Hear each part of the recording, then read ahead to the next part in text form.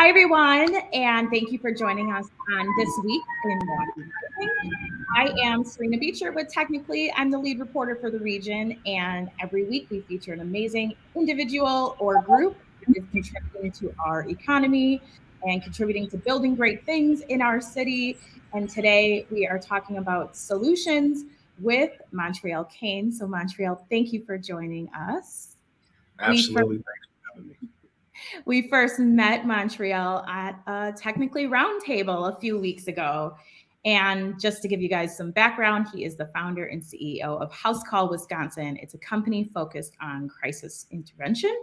And he's also the founder and CEO of the company that developed an app called MERA, which allows people to monitor mental health in their loved ones. So today we're going to be learning about Montreal's journey to becoming an entrepreneur. You also were a teacher before this, so I'd love to hear what that transition was like. So once again, we're excited to have you. Thank you for joining us. Thank you for having us. Thank you so much. So you founded House Call Wisconsin. What is House Call? So, HouseCall Wisconsin is a tech company. We focus on biotech, just creating innovative technology to make sure that individuals in the medical as well as the mental health community have the most innovative resources to help prevent some of the challenges in mental health manifestations. And out of that effort, you guys have actually developed an app to facilitate some of those services. Tell us a little bit about the MERA app. Absolutely. So, MERA stands for monitor, engage, recommend, and advocate.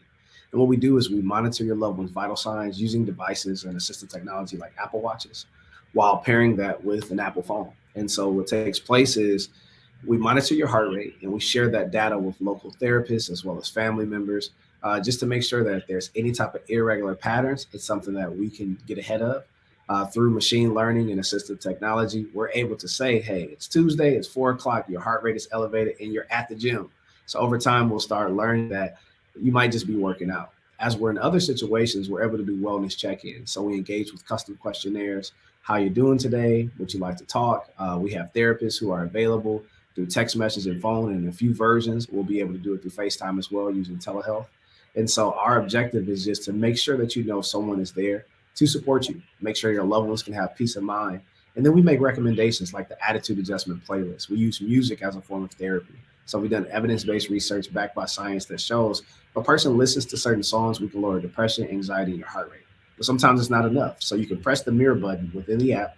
We can have a licensed therapist and a community-based responder to you anywhere in Milwaukee County within 30 minutes. That's amazing. And I know that, I mean, this isn't just for Milwaukee. You guys are targeting the whole state. At least 1.9 million people suffer from mental illness. But what was the prompt for you to launch a company like this? Absolutely. There's 1.9 million families here in Wisconsin who have some form of a loved one that's living with a mental illness. I happen to be one of those families. And so I had a loved one who had some severe challenges. I didn't know where they were. I didn't know how they were feeling, but I did know that they were having a manic episode. And after getting them the support that they needed, I knew that there had to be a more excellent way to just prevent some of these things. There's a phrase that says an ounce of prevention is better than a cup of cure. And being a full-time professional, you love your loved ones and you still have to make a living. So how could you, for lack of better words, just have peace of mind throughout your day, knowing no matter what, you can check your phone just from the palm of your hand and have that peace of mind. So that is what spearheaded us to create something that could help these families. And what sort of gap is that service filling? What was the gap that you saw in sort of the chain of services that sometimes are available for someone who's seeking out mental health support? Well, I can say this as a African American CEO, um, we know that there are challenges when you have certain altercations with law enforcement. The biggest thing that we noticed was that people of color are dying at higher numbers. And one of the things that we really focused on was how can we change that narrative? You're 16 times more likely, regardless of the color of your skin or your ethnicity, to die in an altercation with a police officer if you are living with a mental illness. There's so many different scenarios. We had a situation in Kenosha within the last 18 months where there was a guy who ended up getting shot by a police officer, right? And this guy specifically was not obeying a direct order. Well, what happens if you physically and mentally can't obey a direct order? How can we create an alternative so that the people who are making conscious efforts to sacrifice their time, their energy, go into burning buildings and go and help young people when there's a mass shooting? How can we give them the tools and resources to say, hey, we have mental health professionals clinically trained to respond to some of these calls. And rather than, just having terrible narratives in the news, what will happen if we work together? And so what we've been doing is just meeting with different police departments, meeting with the new police chief here in Milwaukee, working with the crisis intervention task force to say, hey, let us lighten the load. We understand that you guys show up, people call 911, but this month 988 just came out, which is a new phone number for mental health crisis and suicide prevention. But in addition to that, let us be your front line. We need you, but we also need you to do it the right way. So let's do it together. Mm-hmm. And that actually brings me to the MERA Response Team. Can you tell me a little bit about how that was put together and kind of what they do and how they also lighten the load? Absolutely. So the MERA Response Team is our 501c3, where we have a partnership with MERA Family Services. We have culturally competent therapists, as well as community-based responders who are trained in crisis intervention to go out on these calls. So in addition to using the MERA app developed by HouseCall, we actually have the people who can carry it out, partner with each other, build the camaraderie, connect with the community, and understand some of the cultural challenges that comes with behavioral health. Oftentimes, we've gone to suicide preventions. There's been police there, and we've got on the scene, and the police actually released some of those loved ones to our care because they knew that we were the best option and the best fit. So it's been a great partnership, having the MERA Response Team, being able to use the app, and then also work with local law enforcement. Yeah. And I want to switch gears a little bit and talk about what you were doing before MERA, and then we'll talk about some of the things you guys have coming on this summer. But Absolutely. What were you working on? I know a little bit that you were teaching, but how did you make the switch into entrepreneurship? Absolutely. So I've been an entrepreneur for almost 17 years, doing business-to-business marketing, graphic design, advertisement, anything that you can look at, see, or hear, my company was producing. And so as a young man, I served in media at my church using the cameras, and then I ended up going to Bradley Tech High School, learning graphic design from Tech High School, going to MATC, Cardinal Stritch, and really just finding a passion for media. But more specifically, I started teaching. And when I started teaching at UWM, it started with just Saturday Academy mini courses or Upward Bound program and things like that. And I started noticing just the level of engagement that young people had with media. And so eventually I started teaching at a local high school, Milwaukee Marshall, and I became the broadcast technology teacher who directed programming and just made sure some of the commercials we did for MPS could be done in a more excellent way. The young people start getting better grades because they came to classes that they enjoyed. I had folks coming in to my class to finish English homework because they just enjoyed the environment. And that's when I knew, there was something really special between young people and media. And for me, it was one of those things that when I got back in town from other opportunities, I noticed that there was a gap in how we tell the story, specifically for African-American people, and how a lot of times you see something on TV, but it's not necessarily reflective of our community. And so by using my camera, I could change that narrative. By walking and working inside of the high school, I could really help develop the future of tomorrow. Those young people having the opportunity to take a camera, make a profit and say, you know what, not only was this cool in school, I would love to start my own business. So like one of my mentees, Marquise Voss of Marquise Voss Productions, he now has a huge contract with NPS, does all of their athletic videos. He graduated 2018. And we have so many success stories that just made it an easy transition to make that decision. And you're actually going to be working with the youth soon because you're launching a youth pilot around better ways to cope. So what does that mean and why was this important to you? Absolutely. So we have a partnership with Milwaukee County. There's a Better Ways to Cope initiative that allows us to work in the faith-based community. As a man of faith myself, I've had a chance to go to so many different churches and just talk to them. And for so long, it's been taboo, especially in the African-American community, about therapy. I don't want to talk to nobody about that, or I'll pray about it. I'll sleep on it. But now the churches are open and saying, look, if this is the hospital for the hurting, the folks that's hurting have been coming here and we want an excellent way to serve them. Can you and the MERA Response Team come in and do a workshop? And so we're partnering with 4 churches in the city of Milwaukee to just provide some cognitive behavioral health services. We're going to do some music therapy, some art therapy, and show them better ways to cope. So if they're facing any challenges with their mental health and specifically with substance abuse, we'll have some people stationed there to help them over a little over a month period at each church, just to make sure we can be there and we can have the resources they need. That's so interesting. I'm sure you saw we recently spoke with Tarsha as well, and I know she was, talked about the idea of praying away mental health issues and how that narrative is finally shifting to it's okay to ask for help. Absolutely. You've also launched a mental health initiative with the county. You're going to be collecting data. Can you tell us a little bit more about that? Absolutely. So what we're doing is something called a youth pilot, where specifically we're coming back to the community and saying, hey, we can use a hand. We are JLH recipients. That's the Drew and Lauren Holiday Fund. Shout out to the Milwaukee Bucks. Shout out to Lauren, Olympic gold medalist. They gave us a really great running start. And so we did a partnership where we received $10,000, and now we're available to receive a $15,000 match when we help raise funds for our youth pilot. So we'll be serving 12 families ages 14 to 24, providing them with Apple Watches, iPhones, individual and group therapy, as well as music and art therapy for over 6 weeks. And we're going to collect that data and say, hey, Milwaukee County, let's partner. This is what it looks like when we have an ounce of prevention, and rather than that cup of cure. Here's the data. Here's our results. These are what the young people are saying. These are what their family's saying. Let's come together, use some of these ARPA dollars, and just expand this program. Mm-hmm. I'm curious to know more about what it took for you to develop the technology behind the MERA app. Can you tell me a little bit about how you found the right resources?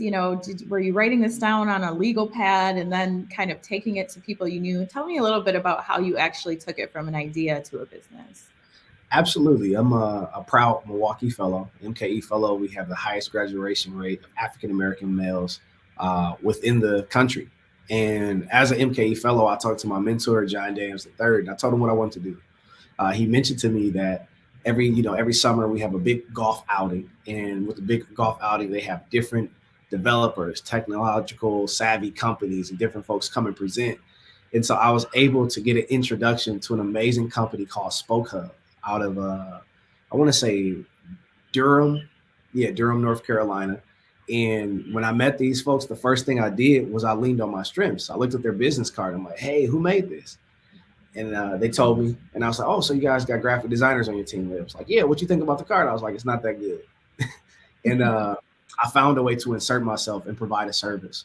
And so I offered, to do some work. I ended up doing an unpaid internship for a summer so that I could really learn the language of building an app. Now, this company was not an app development company, but they had an amazing app, the Spoke Hub app. And so I found myself going from doing graphic design to walking out of logos on computer screens through virtual reality. And during that time, every business meeting I was invited to, there were certain phrases that they would say. An MOU, they would talk about MVPs. It was all this alphabet soup. And I would be taking these notes, not necessarily in a legal pad, but in my iPhone note document of what it was. And one of the founders there, Richard Berryman, is a great friend of mine. I just told him, I said, man, what does this mean? I talked to John York. Hey, what does this mean? I heard this on a call. And by the time my internship was over, I told them what I wanted to achieve. I was able to meet their developers, fly out to Atlanta, sit down and talk to the guys and say, hey, this is what I'm looking to do. Can we work together? Can we partner? And please don't make it cost too much, because I have to bootstrap seriously to make sure it could be paid for. Sure. And you guys have gone on to raise funding. So can you tell us a little bit what was the process like that? So for us, it started out of pocket. My wife and I, put a couple bucks together and said, okay, this will be the first payment to get this going. Outside of that, we did receive an award of $10K from Drew and Lauren Holiday. We have a partnership with the Charles E. Kubley Foundation, who put some funds up. And so what I've done is use my marketing background and say, hey, if you hire us to do this live stream, when you hire us to develop this logo, when you hire us, this is what we're going to use these funds for. And so I've been able to literally out of pocket bootstrap probably 99.9% of the funds that we needed to pull this off. And those extra dollars that came in, it got us visibility. The partnerships that we have, the interviews that we've done, people see it and they're like, whoa, I didn't even know that exists. How did you come up with this? And so a lot of times they're more willing to do business with us in other fashions because they know it's going towards a great cause. Mm-hmm. Mm-hmm. And how long did it take for you to, have your idea on paper or in your iPhone notes app to actually your beta product? It's been about a 4-year process. Once Mm. I knew that this app needed to happen, I went back to school and I dually enrolled. I finished up a business degree while going to get my master's in counseling. And I convinced my classmates and my instructors, as well as the academic advisors, that every single class I took would be the order that I needed it in. I forced my way in the door. I'm like, hey, no, I need to take business law number 2. And they're like, wait, you have another 2 years before that. I'm like, no, I need that right now. Are you going to take the money? All right, well, put me in the class, and outside of that, just saying I'll do in my group projects, I'll do 80% of the work. Can it just be about discovering the necessary data that's needed? So I remember sitting with my classmates once and doing a research project about the federally qualified health centers in Wisconsin and 139 different clinics that we have and gathering that information. So just being intentional with my time. Mm-hmm, mm-hmm. What has so far been the greatest challenge for you as an entrepreneur? Funding. Funding is difficult. When I started off really solely caring about folks didn't want to invest. Investors like, oh man, like you sound like a philanthropist, and if we gave you money, how are we going to make sure that we get a great return on our investment? And that's one of the main reasons why I have to separate the two concepts of the MERA Response Team as well as HouseCall, the technology company. Because as a tech company, we have the ability to white label. We can sell our products to federally qualified health centers like Freighter Hospital of Wisconsin or Columbia St. Mary's or Rogers Behavioral Health Institute. That's what investors want. But my heart is for the young people that I serve every day. I currently have a partnership right now with the Running Rebels community organization where literally I'll be taking this suit off in an hour, putting on some shorts and headed out to Franklin Square, Atkinson Park or Lincoln Park to work with the young people and just teach them better ways to cope, to do mindfulness exercises. Yesterday, we were with maybe 35 young men on different basketball teams from local communities. And before they play the game, I talk to them about mindfulness. And so they all come out on the court. And those type of opportunities, they're huge. But to an investor, they don't see that as customer acquisition. They see it as, well, if you're spending time focused on this, how can you be driving results for the company? And so I had to get really creative, get an amazing board of directors, and really just start scaling up. Sure. What keeps you motivated as an entrepreneur? Honestly, the 1.9 million families. Sometimes I find myself in the most interesting spaces. I didn't want to drive to Washington Park this Saturday. I believe the Muslim community had a great outreach program for COVID-19. And so when I got into the cab, come to find out, the cab driver or the Uber driver, they had a family member that was a part of the 1.9 million families. When I was at the park, I saw a senior citizen woman sitting by herself. She had a grandson that was a part of the 1.9 million family members. And the more that I connect with people, I'm finding out that through our work, people are willing to have these conversations in open forums. It's not a taboo anymore. You got national athletes taking the platforms to talk about mental health. And I believe not only do we have the right energy, the right team, and the perfect timing, that the market is ready to receive this innovation. And so when I meet these family members, I've had people just come up to me with tears in their eyes. We sat on a panel discussion last week for Northwest Mutual, and one of the students came up and said, I'm a part of the 1.9 and just broke down, so that definitely keeps me going and keeps me focused. Yeah. So what is your grand vision for MERA? Where do you want to take HouseCall? Where do you want to take MERA next? Absolutely. I could see this being integrated right into, Apple phones and Android tablets and whatnot, where it's just a built-in feature. While I do understand how important, the profit margins need to be for certain folks, for me, I feel like this should be an accessibility feature that everyone has access to. So I could definitely see this being integrated into, tech. I worked for Apple Incorporated for over 5 years, and I worked in the accessibility department, working with families living with autism and creating special programming for them and teaching myself a little bit of sign language. And that was fulfilling. What if my phone could help me prevent a mental health manifestation? So I love that we're the company to develop it, but I'm looking forward to just partnering with companies all across the country. You got the STAR program, and where's STAR at? STAR is in Denver. You have, what's another one? Cahoots in Eugene, Oregon. You have so many different organizations that are saying we need an unarmed response team, but they don't have the technology. So we want to also be that technological partner for some of these organizations across the country and across the globe.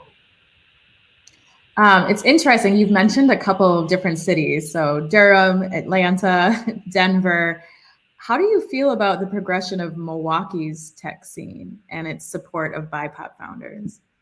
I mean, you got to give credit where credit is due. Dia Johnson is an amazing champion, for the BIPOC community when it comes to founders in the tech space. I'm a proud member of the Milky Way Tech Hub. They have opened so many different doors, and really invited us to go along the journey with them. And so, shout out to Nadia, shout out to Milky Way. If somebody wants to cut a check, cut it to them because they're helping folks like us. That's great. Okay, so we're almost up on time. So what do you want readers to know about you, your company, HouseCall, MERA, and what you want to do next, and the problem you're trying to solve here, which is just improving mental health for all? I mean, there are so many different disparities that take place, and we talk about diversity and inclusion. We talk about equality, but one of the things that we don't talk about is incarceration. There's currently 383,000 people that are incarcerated that should have received behavioral health services. Right here in Milwaukee County, we're getting ready to close our largest behavioral health complex, and what this means is there's going to be a lot of folks on the street. There's not going to be an abundance of beds. We have these micro clinics that might have 10 beds available, as where the previous facility had 300 beds available, right? And so when we think about this transition, the time is now. It's time for voting. It's time for new legislators. It's time to put your money where your mouth is and say, look, we just got in the state $2 billion in the American Rescue Plan Act. The county got $183 million. The city got $394 million and MPS got $504. How are we taking those dollars and putting them towards the areas we said we would? There's an area specific to behavioral health and public service. Allow organizations to really be a community partner. And it's not just MERA, it's not just HouseCall. You got the community task force that literally goes and responds to domestic violence situations and mental health challenges. We partner together. They call us, we call them. Make sure that we're using this funding to prevent some of the challenges, because once we get overwhelmed, we're going to notice the need to build more jails, the need to build more youth detention facilities. And in all actuality, we might be locking up our next president. We might be locking up our next, judge. We might be locking up our next tech hub founder, when in all actuality, if we gave them the same type of attention to detail that we do everything else, we can have a very successful, thriving Milwaukee. So definitely stay tuned. Sign up for our newsletter. It's www.housecallwi.com. When you just go to the contact form, it'll come right to my watch. So if you're watching this and you care, I want my watch to just be blowing up for the next 20 minutes. Sign up for the newsletter because we have some amazing call to actions and steps that's coming up really soon. Yeah, well, thank you for sharing that. And I put a little bit of information below so people can visit. I'm going to totally switch gears here because I found out just this very unique little tidbit about you. And I would love to hear a little bit more about your time on American Idol. So you mentioned music therapy. So I imagine that music is something that's pretty close to your heart, and is probably one of your passions, from what I gather. But absolutely, tell us about that experience. Man, it was, I'll say it's a long time coming. At the age of 3, I started singing with the Mary Ryan Boys and Girls Club choir. By 13, I was on tour all over the U.S., especially in the East Coast, opening up for like Fred Hammond, Richard Smallwood with the Youth Leadership Academy Boys Choir. Mm-hmm. And so by the time I got to high school, there were so many different budget cuts that I went from playing the drums to sneaking into the school basement and playing the piano, because I was told if I didn't learn how to work with other whirlwind and brass instruments, they would cut our program. In other words, drums was not enough. And so by the time I got out of high school, my sister's like, hey, American Idol's coming to town. You need to go audition. And I'm like, I'm not that good. She's like, no, you're triple threat. You can sing and blah, blah, blah, blah, blah. She geeked me up. And so I went, and I was surprised because the day I auditioned, there was over 25,000 people auditioning. Oh my goodness. And I'm like, this is huge. And they were cutting people left and right. I mean, out of Milwaukee, out of the 25,000, they only selected somewhere close to like 80 folks to go to the next round. And I ended up going 6 rounds out in Hollywood, just past group round. It's an amazing experience, but it also taught me more about my passion for film, because while some people were up doo-wopping all night, I was looking at the gear, I was looking at the cameras, I was looking at the headsets, I was looking at the cranes that they were operating, and I was making connections. I was talking to producers and saying, hey, can I get your business card? And then I will follow up with them years later. Merry Christmas, happy birthday, whatever it was, just to really stay in that broadcast space. And so I absolutely loved it. I'm actually doing a show now, and I can see so many things that I learned out in Hollywood with American Idol integrating with the things I do now today. I love that. I also tried out a long time ago, second season. So I'm very Music gear. Clearly I'm where I'm supposed to be, right? What did you sing? Alicia Keys. You can find me at a karaoke bar probably like once a week. So that's where I get it out these days. That's nice. I love that. I think that's so cool that you made it that far. And it's great that you shared all of this with us. I want to thank you for such a great conversation today, and glad we could learn more about you after you popped in for our Technically Roundtable. And I want to remind all of our viewers that the conversation does not have to end here. So you can read more about Montrèal's experience in our upcoming newsletter, as well as on the Technically website. I'm not sure where he dropped off here. It looks like we may have lost him, but anyhow, you guys can subscribe at technically/subscribe. You can read more at technically/series/Milwaukee. Thank you guys all for joining us today.